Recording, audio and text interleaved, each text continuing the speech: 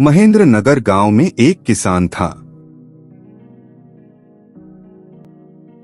जो बहुत मेहनत से अपना काम करता था। जंगलों का लकड़ी काट के अपना घर चलाता था। बहुत खुश रहता था। दयावान होने के साथ साथ महादेव का भक्त भी था, जो हर रोज शिवलिंग के सामने बैठ के पूजा अर्चना करता था। हर रोज प्रतिदिन ऐसे ही दिन की शुरुआत करता। एक दिन अचानक इसी तरह जंगलों के रास्तों से अपने के तरफ जा रहा था। उसने एक सांप को बहुत दयनीय स्थिति में जमीन में पड़ा हुआ था। किसान को बहुत दया आता है और साथ साथ डर भी जाता है।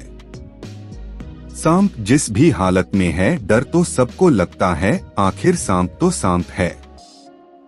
किसान ने सोचा ये मरने वाला है, सांप को दूध पिलाना चाहिए।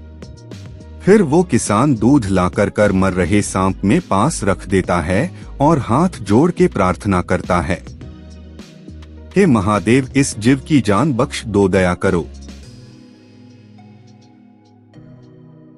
ऐसे कह के वो किसान अपने घर के तरफ चला जाता है।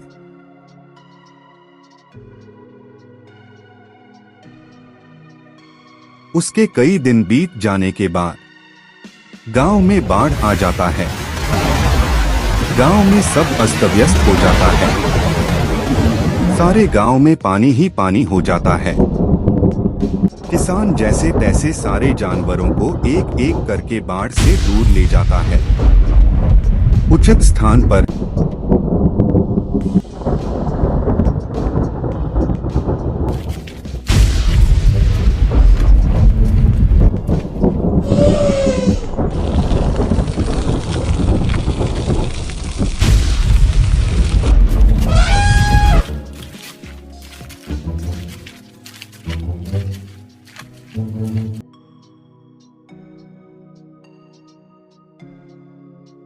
वो किशन भी बहुत परेशान हो जाता है। उसकी फसल खराब हो जाती है, घर में खाना भी नहीं रहता है। बाढ़ में सब कुछ बह जाता है।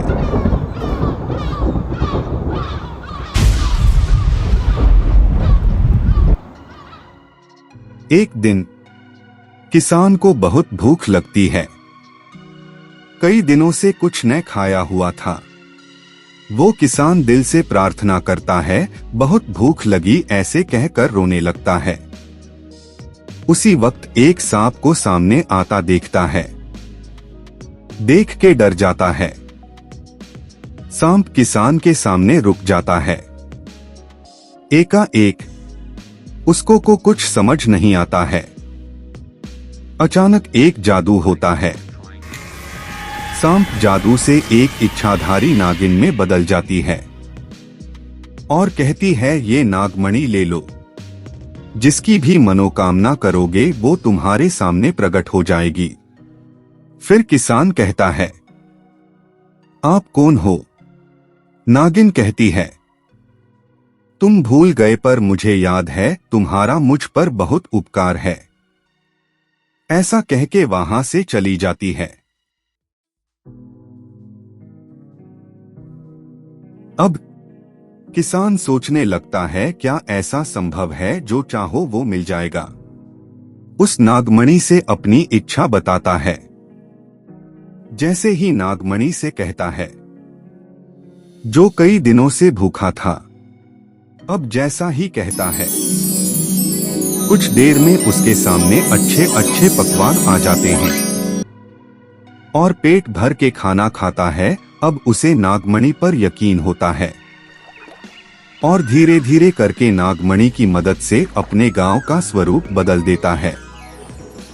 एक किसान जो दिल का बहुत साफ था, भक्ति से भरा था, इसी तरह खुशहाली जीवन जीता है। इस कहानी से हमें यह सीख मिलती है, मन में दया का भाव हमेशा रहना चाहिए। अगर मदद पड़ने पर मदद करने से पीछे नहीं हटना चाहिए। पता नहीं कब किस मोड़ पर हमने किया हुआ एक अच्छा कर्म हमारे जीवन में काम आए और जीवन सफल हो जाए।